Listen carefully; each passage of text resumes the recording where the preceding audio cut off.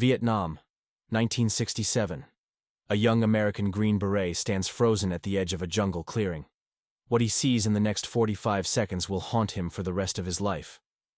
An Australian sergeant places a hand on his arm and says just 4 words. "Look away, Yank." That phrase, "Look away, Yank," became an unofficial order across the entire Vietnam War.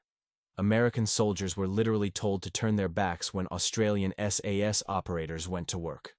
Why? What were they doing that the Pentagon didn't want Americans to witness? Here's what makes this story explosive. The Australians achieved elimination ratios of 500 to 1. 500 enemy neutralized for every single Australian casualty. American units, 10 to 1.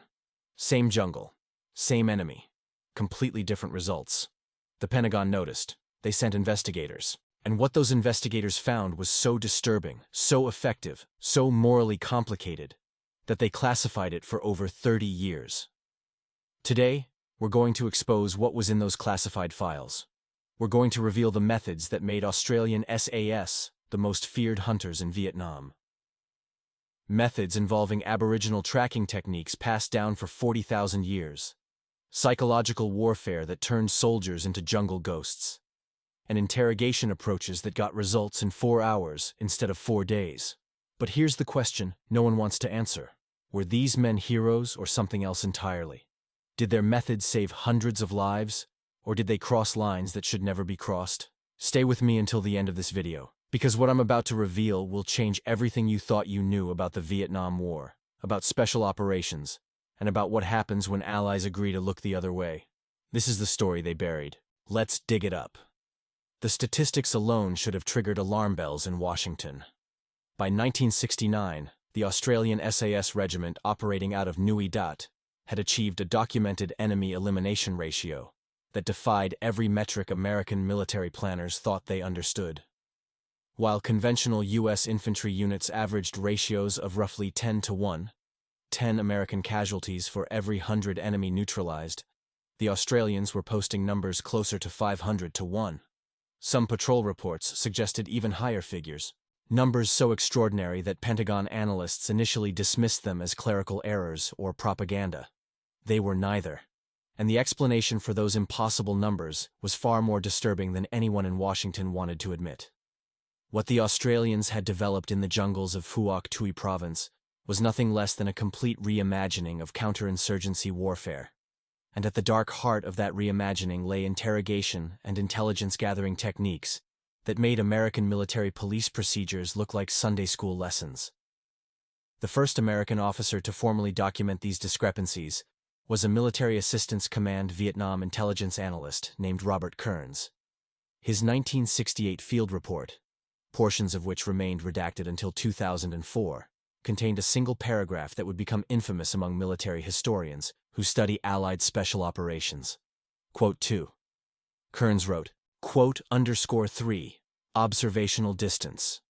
A bureaucratic euphemism that meant exactly what that sergeant had said in the jungle clearing. Look away, Yank. But what exactly were they being told to look away from? The answer would take decades to fully emerge. So why were the Australians so devastatingly effective? And why was Washington simultaneously horrified by their methods, yet desperate to understand them? The answer lies in understanding just how differently the Australian SAS approached the entire concept of jungle warfare, starting with who these men actually were. The soldiers of the Australian Special Air Service Regiment who deployed to Vietnam weren't products of some elite military academy pipeline. Many came from backgrounds that would have disqualified them from American Special Forces selection. Sheep station workers from the Queensland outback. Aboriginal trackers whose families had been hunting across the Australian bush for 40,000 years. Fishermen from Tasmania who had spent their lives reading currents and weather patterns. Factory workers from Melbourne with chips on their shoulders and something to prove. What bound them together wasn't privilege or pedigree. It was a specific kind of Australian hardness, forged in a landscape where the environment itself was trying to eliminate you, where the nearest help might be 300 kilometers of desert away, where self-reliance wasn't a virtue, but a survival requirement. But this hardness was merely the foundation. What they learned next would transform them into something else entirely. These men arrived in Vietnam with a fundamentally different relationship to wilderness than their American counterparts. For most U.S. soldiers, the jungle was an enemy, a claustrophobic green hell to be feared, avoided when possible, and burned back with napalm when necessary. For the Australians, the bush was home. It was where they'd grown up hunting kangaroos, tracking feral pigs, learning to read landscapes the way city boys read street signs. This wasn't a tactical advantage. It was a species difference. And that difference would manifest in ways that shocked every American who witnessed it firsthand.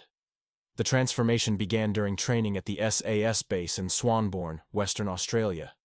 But what the men learned there would have shocked American military observers, and likely violated several U.S. Army training regulations. Standard American Special Forces training in the 1960s emphasized firepower, air support coordination, and rapid extraction capability. The doctrine assumed that American technological superiority would always provide an edge. Helicopter gunships could suppress enemy positions, artillery could level any jungle canopy, airstrikes could reshape terrain itself. The Australians rejected this philosophy entirely. They built something darker, more primal, and infinitely more effective. Their training focused on what they called going bush, extended operations with minimal support, minimal communication, and minimal trace. While American patrols in Vietnam typically lasted 3 to 5 days before extraction, Australian SAS teams routinely remained in hostile territory for 10 to 14 days. Some extended patrols pushed beyond 3 weeks. How did they survive? The answer lay partly in their relationship with Aboriginal trackers who served as instructors and, in some cases, operational team members. These men brought skills to the battlefield that defied Western military categorization. An ability to read disturbances in vegetation, to interpret animal behavior as early warning systems, to move through dense jungle without leaving tracks that enemy trackers could follow. One former SAS operator, speaking to Australian journalist Mark Dappen decades later, described the training philosophy this way: "The Americans wanted to fight the jungle. We wanted to become it. When you're part of the environment, the enemy walks right past you. When you're fighting the environment, the enemy hears you coming from a kilometer away.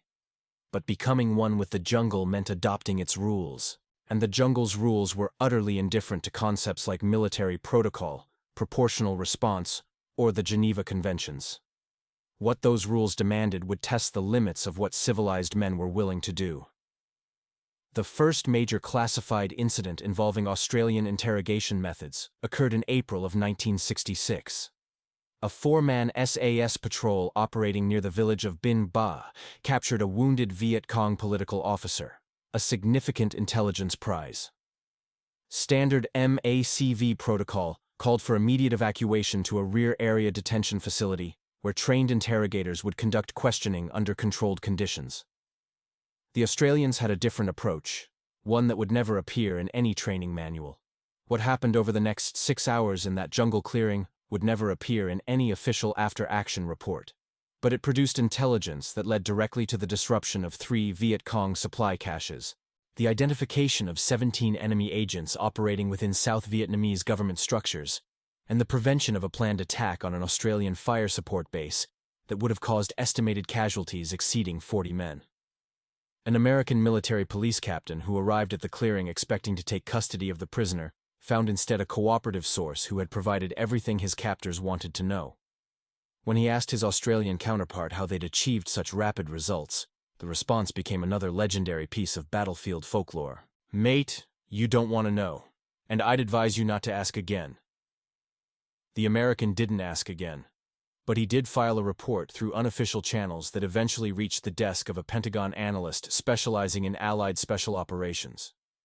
That analyst began collecting similar accounts. By 1968, he had accumulated enough material to warrant a formal classified study. What that study revealed would change everything, and nothing. The Pentagon's secret study documented a pattern that military leadership found deeply troubling. Not because the methods were ineffective, but precisely because they were extraordinarily effective. Australian SAS interrogation techniques, the study concluded, achieved actionable intelligence yields within an average time frame of 4 to 8 hours. Comparable American procedures required 48 to 72 hours to achieve similar results, and even then, the intelligence gathered was often less detailed and less reliable. The difference lay in methodology.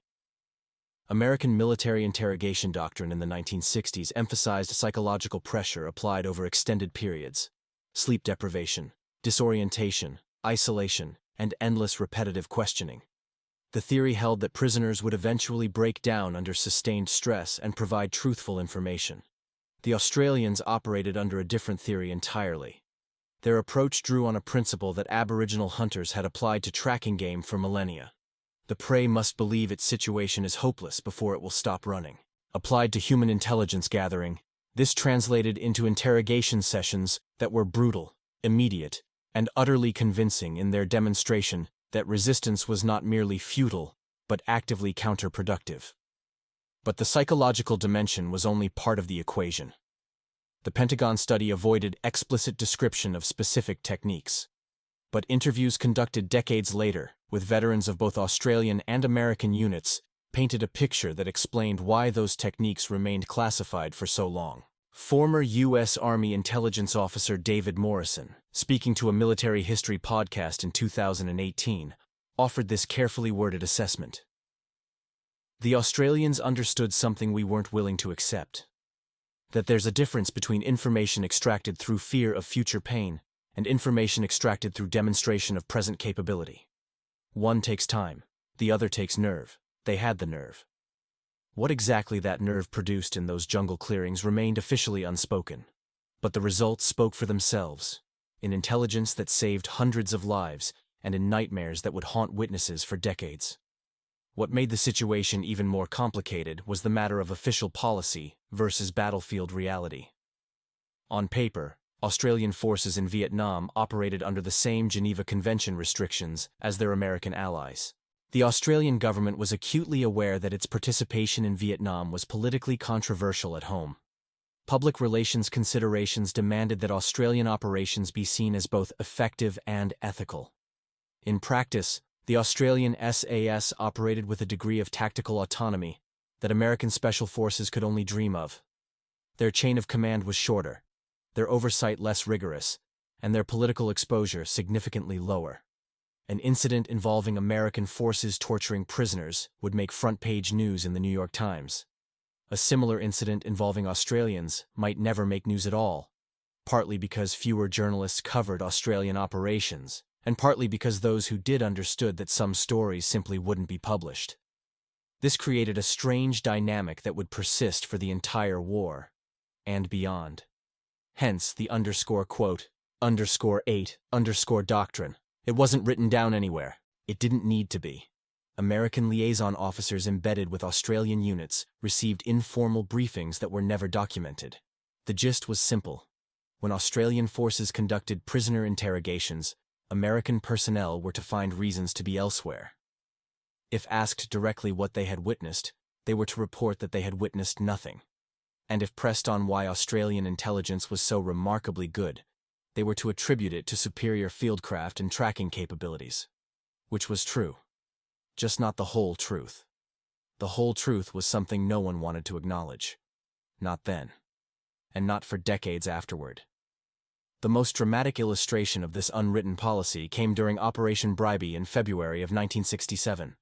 Australian forces had engaged a significantly larger North Vietnamese Army unit in what became one of the bloodiest encounters of the Australian-Vietnam commitment. During the battle, several NVA soldiers were captured.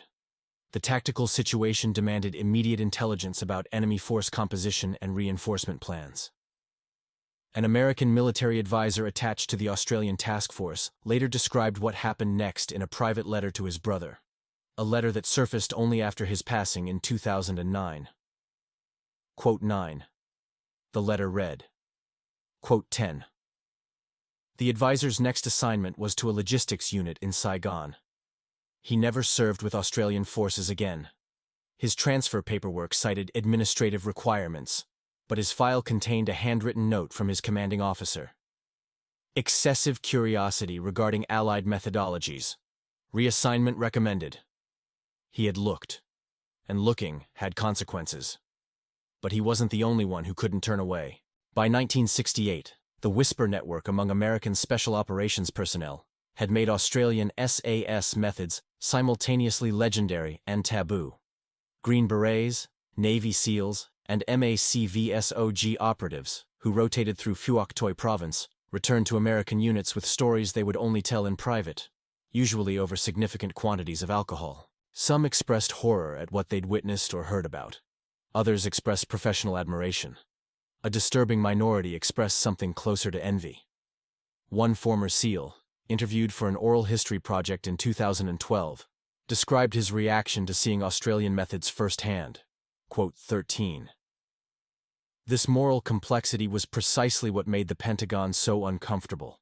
American military culture prided itself on fighting honorably, on maintaining ethical standards even in brutal conflicts. The Australian example suggested that those standards might come at a cost measured in American bodies. But acknowledging that cost would require acknowledging that American methods were inferior. And that was an admission no one in Washington was prepared to make publicly. So the whispers continued, spreading through special operations communities like a virus that couldn't be contained. The psychological warfare component of Australian operations extended far beyond interrogation. What the Americans witnessed in those jungle clearings was just one facet of a broader campaign designed to weaponize fear itself.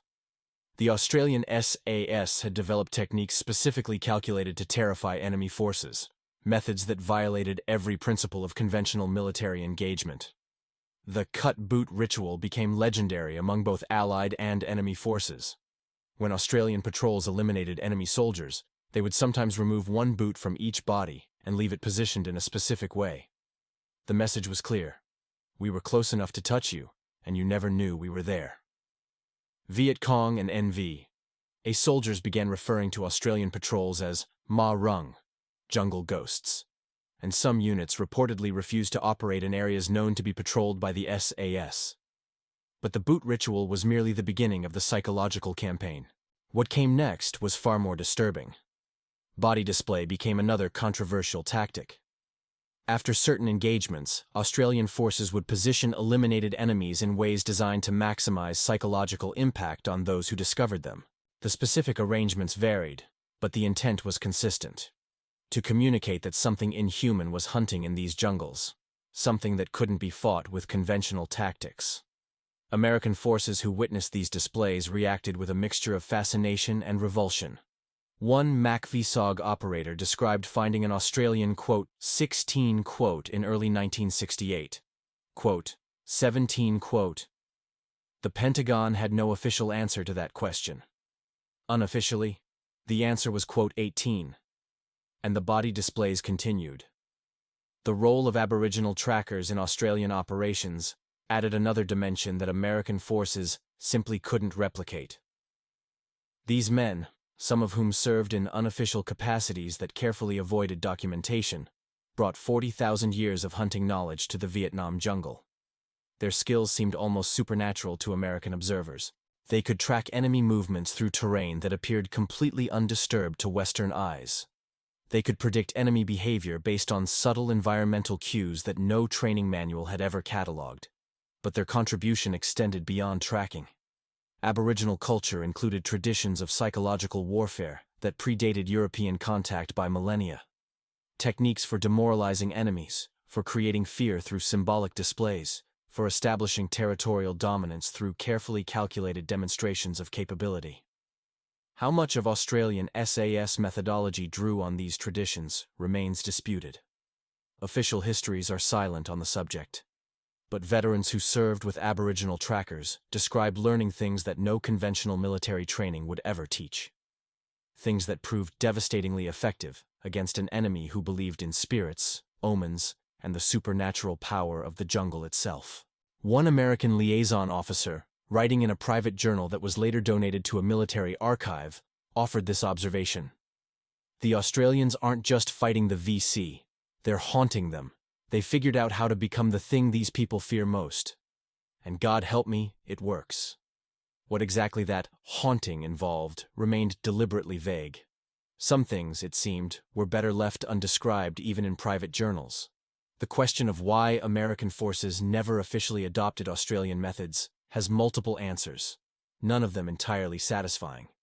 The simplest explanation is scale.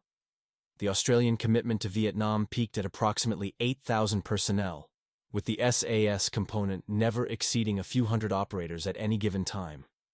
American forces numbered over 500,000 at their peak.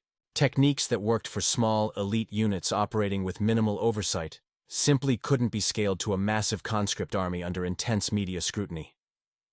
But there was another factor. American military culture genuinely believed in certain ethical constraints, even when those constraints came at a tactical cost. The same nation that had prosecuted Japanese officers for waterboarding American prisoners couldn't officially sanction similar techniques against Vietnamese prisoners, regardless of how effective those techniques might be.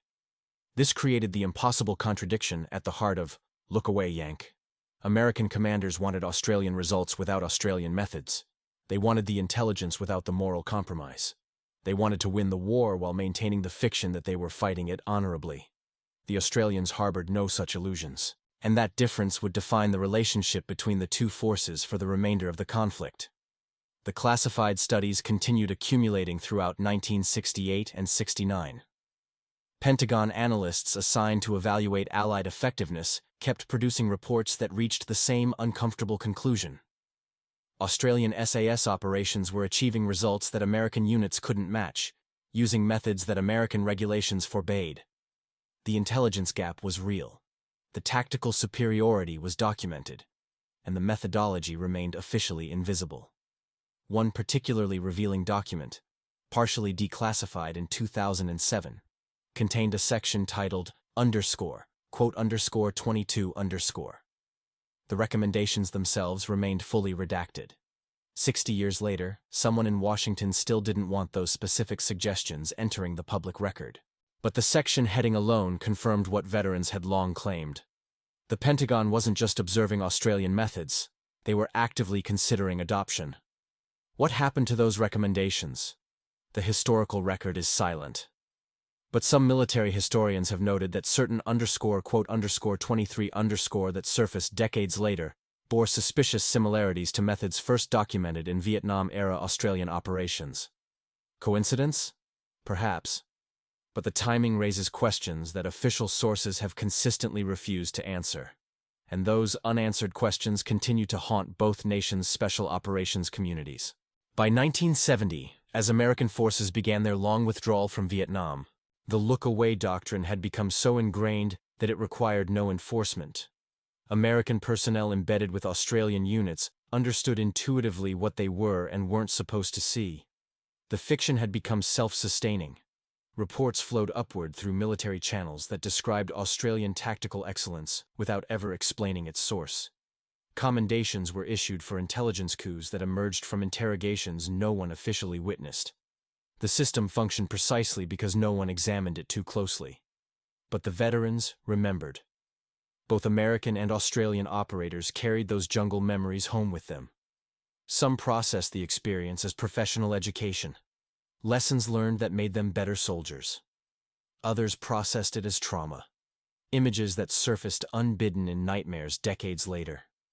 The silence persisted, because everyone involved had reasons to maintain it. Americans didn't want to acknowledge what they'd condoned, through deliberate ignorance. Australians didn't want to answer questions about methods that had kept their brothers alive. And both governments preferred that certain chapters of the Vietnam experience remain permanently closed. But closed chapters have a way of reopening, and the silence that protected those methods for decades would eventually begin to crack. The first major breach came in 2003, when Australian journalist Mark Dappen began researching what would eventually become a comprehensive history of the Australian SAS in Vietnam. Dappen interviewed dozens of veterans, many speaking on the record for the first time about their experiences. What emerged was a picture of operations far more complex and far more morally troubling than the sanitized official history had suggested. Veterans described not only aggressive interrogation techniques, but also a broader pattern of psychological warfare that included displaying enemy bodies in ways designed to terrify local populations, leaving deliberate calling cards on eliminated enemies to create fear among survivors, and employing what one veteran called demonstration techniques. Actions designed to convince prisoners that resistance was physically impossible, not merely inadvisable.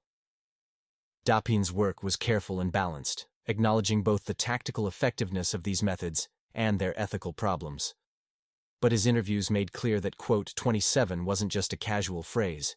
It was a systematic policy designed to protect American personnel from moral and legal complicity in methods their own military wouldn't officially authorize.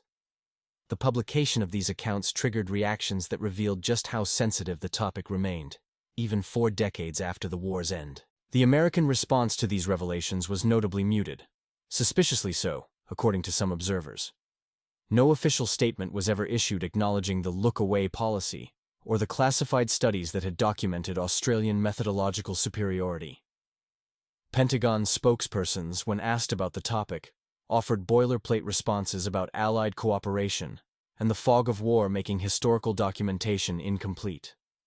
But among veterans and military historians, the Dapin revelations sparked intense private debate. Some argued that the Australian methods, however distasteful, represented a form of tactical honesty that American forces should have embraced. War is brutal, they contended. Pretending otherwise cost lives. If aggressive interrogation could save your brothers, then moral qualms about that interrogation were a luxury purchased with their blood. Others argued that tactical effectiveness could never justify abandoning ethical constraints. The methods that made the Australians effective, they claimed, were the same methods that eventually led to atrocities like those uncovered in Afghanistan decades later. Drawing a line and refusing to cross it wasn't weakness. It was what distinguished professional soldiers from war criminals. This debate continues today, without resolution, and the events of recent years have given it new urgency. What makes the, quote, 29 doctrine particularly relevant now is its echo in contemporary special operations. The war crimes investigations that have plagued the Australian SAS since 2016 revealed patterns of behavior in Afghanistan that bear uncomfortable similarities to the Vietnam-era methods described by veterans. Aggressive interrogation. Psychological warfare through body display. A culture of tactical autonomy that resisted external oversight. The Brereton Report, released in 2020, documented credible evidence of unlawful conduct in 39 separate incidents, resulting in recommendations for criminal investigation of 19 current or former Special Forces soldiers. The report described a, quote, 30 that had become disconnected from legal and ethical constraints, a culture that valued operational results above all other considerations. Critics have argued that the Australian SAS never truly abandoned the methods that made them legendary in Vietnam. They simply applied them to new battlefields, with new enemies, until finally the weight of documented evidence made continued denial impossible. Defenders counter that the methods employed in Afghanistan were aberrations, not continuations, that a new generation of operators had gone too far, losing the ethical constraints that their Vietnam-era predecessors had maintained even while pushing boundaries. The truth likely lies somewhere between these positions. But one thing is clear. The culture of the Australian SAS was shaped in part by their Vietnam experience, including the tacit American approval embodied in, quote, 31. When your methods are endorsed through silence by the world's most powerful military, it becomes difficult to question whether those methods might be problematic. That silent endorsement cast a long shadow, and that shadow now stretches across multiple continents and multiple generations. The Americans, for their part, never fully adopted Australian interrogation methods, at least not officially. But the tactical lessons learned through observation didn't disappear. They filtered into special operations training in fragments, euphemisms, and unwritten doctrine. Some historians argue that certain quote 32 employed decades later at facilities like Abu Ghraib and Guantanamo Bay bore the fingerprints of methods first documented in those classified Vietnam-era studies. This claim is impossible to verify definitively. The relevant documents remain classified. The personnel involved are either deceased or bound by non-disclosure obligations. And the institutions that might clarify the historical record have powerful incentives to let certain questions remain unanswered. What we can say with certainty is that the Australian SAS experience in Vietnam created a template for special operations that valued results over rules, effectiveness over ethics, and tactical success over political cleanliness. American forces observed that template, documented it, classified those documents, and officially pretended it didn't exist. The pretense continues to this day, but the evidence keeps accumulating, one declassified document at a time. The rivalry between American and Australian special forces didn't end with Vietnam. It merely went underground. Throughout the decades that followed, the two nations' elite units maintained professional relationships that were simultaneously cooperative and competitive. Joint training exercises brought American and Australian operators together regularly. Intelligence sharing continued through official channels, and informal networks of veterans maintained connections that crossed national boundaries. But beneath the surface cooperation, the old tensions persisted. American Special Forces operators who trained with Australians often returned with the same mixture of admiration and unease that their Vietnam-era predecessors had reported. The Australians were good, perhaps too good. Their methods remained opaque, and the question of what exactly they were willing to do in the field remained deliberately unanswered. One former Delta Force operator, speaking to a military podcast in 2019, offered this assessment. The Aussies are our brothers. No question. But they play by different rules, always have. And nobody talks about what those rules actually are. Nobody talks about it. The silence persists. Look away, Yank, echoes across generations. The veterans themselves remain divided in their retrospective assessments. Some Australian SAS operators from the Vietnam era express no regrets about their methods. They did what was necessary, they argue, in a war where the enemy observed no rules at all. The Viet Cong tortured, executed, and terrorized with impunity. Responding to that enemy with squeamish adherence to Western ethical standards would have been not honor, but suicide. Others carry more complicated feelings.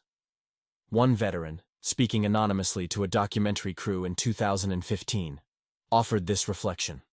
I don't know if what we did was right. I know it worked. I know my mates came home because of it. But I also know I've spent 50 years trying not to think about certain things. Does that make me a war criminal? Does it make me a good soldier? I honestly don't know anymore. American veterans who witnessed Australian methods expressed similar ambivalence. They respected the effectiveness. They envied the results, but many also report discomfort that has never fully resolved. A sense that in looking away, they became complicit in something they couldn't have done themselves. That complicity weighs differently on different men. Some have made peace with it, others never will. The official story of Australian SAS operations in Vietnam remains, even today, heavily sanitized. Regimental histories emphasize the remarkable tactical achievements, the 1,000+ confirmed enemy eliminated against minimal Australian casualties, the intelligence coups that disrupted major enemy operations, the legendary tracking skills that made Australian patrols the most feared in the theater. What those histories omit is how those achievements were accomplished. The methods that produced the statistics, the interrogations that generated the intelligence, the psychological warfare techniques that created the fear. This isn't unusual. Military history has always been written by selectively forgetting certain details, but the Australian SAS case is notable for how long that selective memory has persisted, and for how little pressure has been applied to fill in the gaps. Part of the explanation is simply distance. Vietnam happened half a century ago. The veterans are aging and passing away. The enemies are either gone or reconciled. No one benefits from excavating uncomfortable truths about a war that ended in defeat anyway. But another part of the explanation is more troubling. The methods employed by the Australian SAS were so effective that their disclosure might create pressure to employ similar methods again. Better to let them fade into classified obscurity than to create a documented template for future atrocities. The obscurity serves everyone's interests, except those who believe that history should be honest, regardless of how uncomfortable that honesty might be. The ultimate irony of Quote 36 is that no one really looked away. The Americans watched, they documented, they classified what they saw, and they wrestled privately with the implications of what their allies were doing under the cover of their officially averted gaze. The Australians knew they were being watched. They knew that American reports were being filed, and they understood that their methods survived partly because those methods produced results that protected American as well as Australian lives. Everyone involved in this unspoken arrangement understood its moral complexity. No one was innocent. No one was wholly guilty. They existed together in a gray zone where tactical necessity and ethical compromise were indistinguishable, where the question quote, _37 had only honest answers, none of them comfortable. That gray zone didn't end when the last helicopters lifted off from Saigon. It persists wherever special operations forces grapple with enemies who observe no rules, in conflicts where intelligence is the difference between survival and catastrophe, in moments when the choice is between looking away and becoming complicit. The gray zone is permanent, and everyone who enters it leaves something behind. 50-plus years after that, Green Beret captains stood frozen at the edge of that jungle clearing. The phrase, "Look away, Yank," still resonates. It resonates because it captures something essential about the nature of alliance warfare.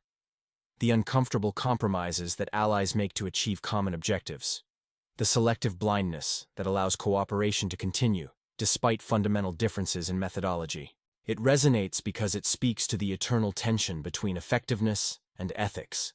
The unanswerable question of whether results can justify methods, whether saving lives in the present can excuse actions that haunt the future. And it resonates because it reminds us that the official histories of any war are always incomplete. Beneath the sanitized narratives of heroism and sacrifice lie darker stories that the institutions involved would prefer we never hear. The Australian SAS wrote one of those darker stories in the jungles of Vietnam. American forces watched them write it, and for 50 years, both nations have agreed, without ever explicitly saying so, that some chapters are better left unread, until now. The chapters are opening. The silence is breaking. And what emerges from that silence will force both nations to confront questions they've spent half a century avoiding. The jungle ghosts are speaking. And this time, no one gets to look away.